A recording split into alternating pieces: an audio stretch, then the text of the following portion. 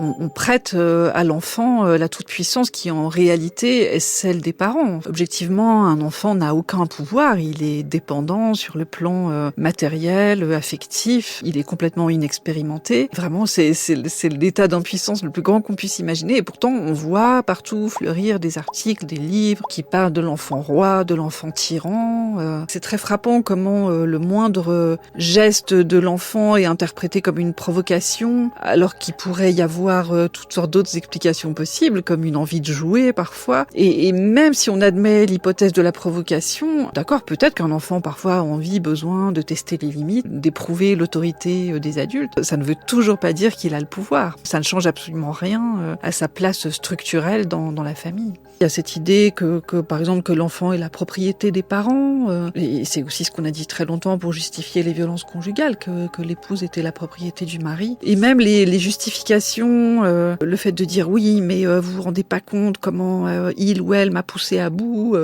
Et c'est aussi le discours des hommes violents. C'est genre elle l'a bien cherché. Vous savez pas ce que c'est de vivre avec elle. Il y a vraiment énormément de points communs entre les deux discours.